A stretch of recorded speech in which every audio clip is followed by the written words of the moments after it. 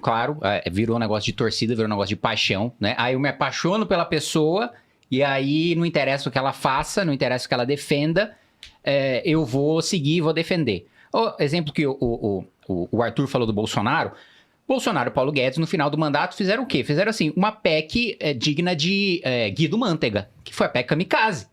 E cujo nome Kamikaze foi dado pelo próprio Paulo Guedes. E que no final ele banca e patrocina um rombo, né? Fura o teto de gastos e deixa aí, acho que segundo a GV foi 200 bi nessa PEC especificamente. E as pessoas defendendo ela de maneira apaixonada porque esquece completamente o que a pessoa defende, a proposta, a visão e se apaixona pela figura. Mas hoje cedo eu conversei com o Nizam Guanais e ele falou uma coisa interessante que eu concordo. Muito inteligente. Chega o Lula, né, num terreno, né? Chega, Dona Maria, ó, esse terreno, tá vendo essa casa que maravilhosa? Olha a casa aqui, olha o móvel, olha a geladeira, tá. Ele dá uma visão, ele tem imaginação e ele entrega essa visão de país que ele tem. Ele não fala uma linha de como. Como é que eu vou chegar lá? Como é que vai construir a casa? Quem vai financiar? Vamos comprar móvel de quem? Como é que vai ser construído? Zero.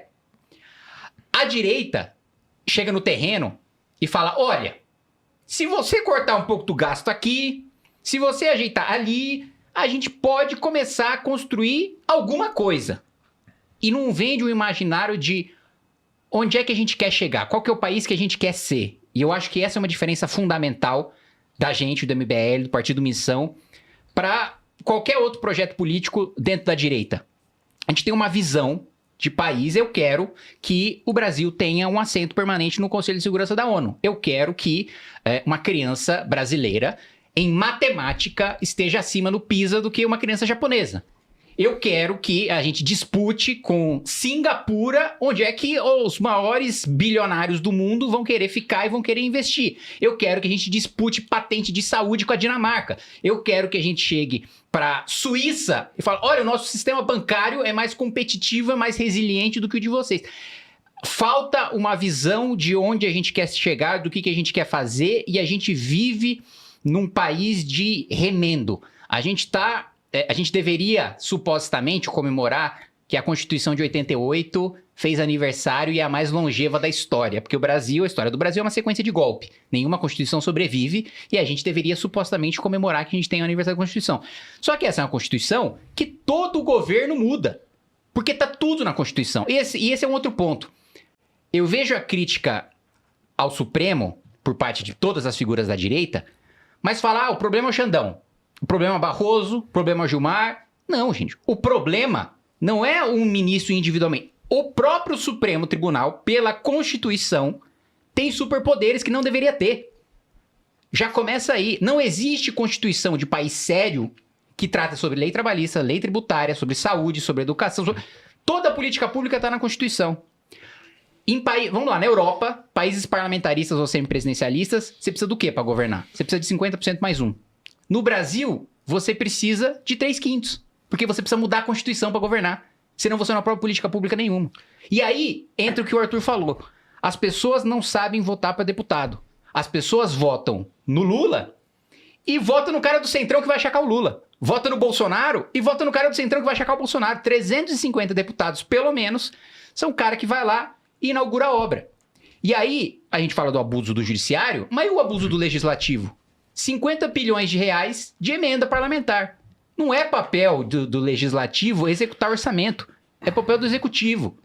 E aí a gente toma uma receita que 2027, por causa do arcabouço do Haddad, já não vai ter... É zero. O presidente da República vai ter zero. Ele não vai ter um centavo. Se o presidente da República quiser comprar um chiclete, ele não vai ter dinheiro. Porque 100% das despesas vão ser obrigatórias pela Constituição.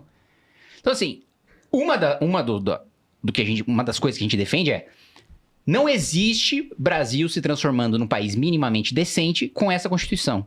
Não é que tem que mudar um ponto ali, tem que jogar tudo no lixo. E eu ouvi uma coisa também interessante hoje cedo no INSPER, que a Constituição de 88 é problemática, Roberto Campos. A Constituição de 88 é esse monstro que a gente conhece hoje porque ela é de 88. Porque se ela fosse de 89, É queda do Muro de Berlim, é queda do comunismo, é queda do socialismo, seria uma Constituição diferente. Então a gente está sendo refém de um contexto histórico que, assim, em um ano desmoronou, fracassou e a gente tá, até agora, a gente é refém muito bom, isso eu nunca tinha pensado nisso. A gente é refém desse mesmo pacto social de lá atrás. E aí hoje, vamos, assim, quando você pega qualquer aspecto de país sério, não existe nenhum em que a nossa Constituição seja igual. Se a gente vai falar, por exemplo, Constituição Americana sobre a gente copiou a Constituição Americana em dizer, olha, a União, o governo federal, ele é responsável por isso, o Congresso Nacional é responsável por isso. Tudo que sobrar é dos estados. A gente copiou a Constituição Americana nisso. Qual que é a grande diferença? A gente fala, lei de trânsito, comercial, tributária, trabalhista, é da União, o que sobrar pro estado. O que sobrou pro estado? Nada, dá nome de viaduto. E aí, os governadores ficam nesse desespero de resolver o problema da segurança pública e o cara não consegue aumentar uma multa para um cara que picha.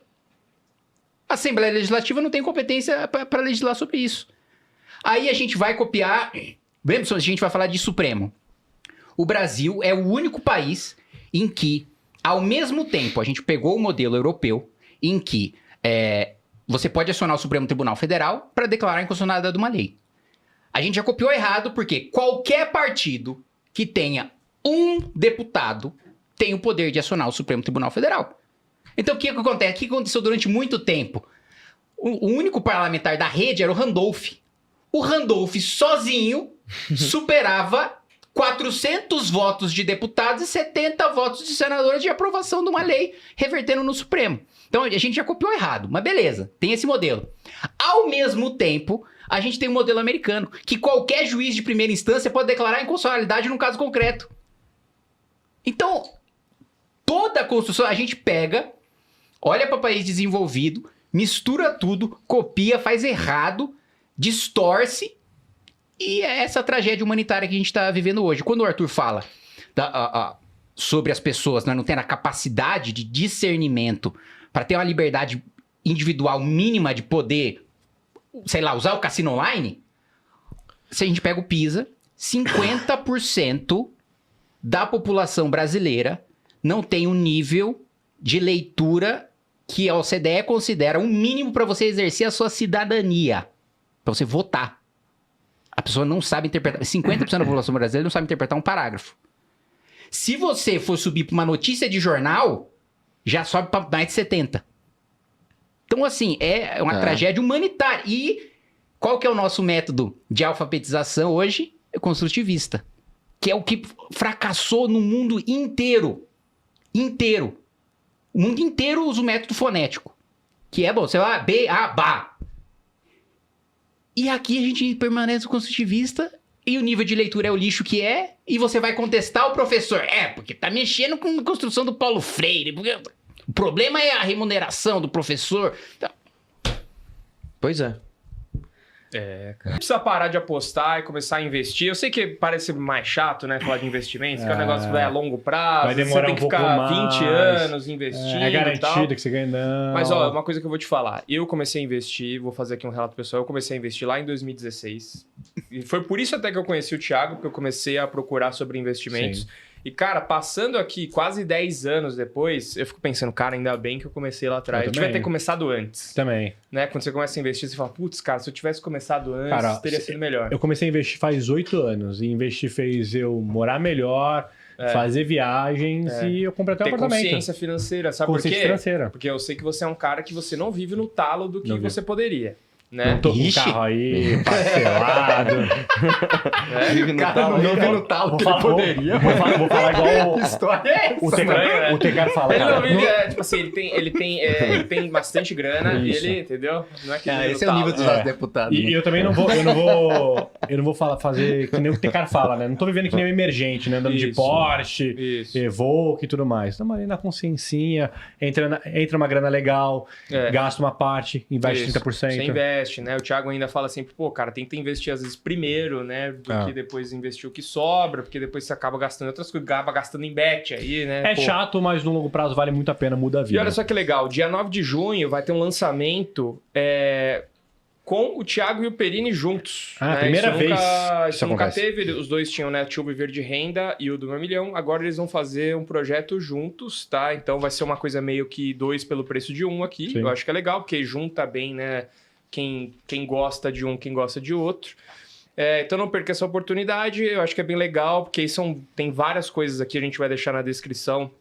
Curso Viver de Renda, mentoria do 1 milhão, um ano de acesso a Finclass, um ano de carteiras recomendadas, legal. Ou seja, você aprende os investimentos. Mas por que é legal você aprender? Não é às vezes para você fazer as coisas sozinho, mas é porque você consiga também cobrar o profissional que às vezes está cuidando da sua carteira. Às vezes você tem um assessor, um consultor, um gerente de banco, você vai estar falando a mesma língua desse cara, Sim. entendeu? E você também tem aqui as carteiras recomendadas. Então você tem os investimentos que os analistas conseguem passar para você. É isso aí. Você não fica perdido, né? Além de tudo isso que o Lucas falou, você também ganha 1 ano de Finclass e é um acesso duplo. Você compra uma vez e você pode dar o outro acesso pro seu marido, pra sua mulher, pro seu filho, para qualquer uma pessoa. E a galera foi muito criativa. Esse é o do 1000 ao Viver de Renda. Olha só. Que coisa, juntaram tudo nesse canal. Se você quiser adquirir esse produto ou se cadastrar aqui para você receber mensagem quando ele estiver disponível para venda, link na descrição e QR Code na tela.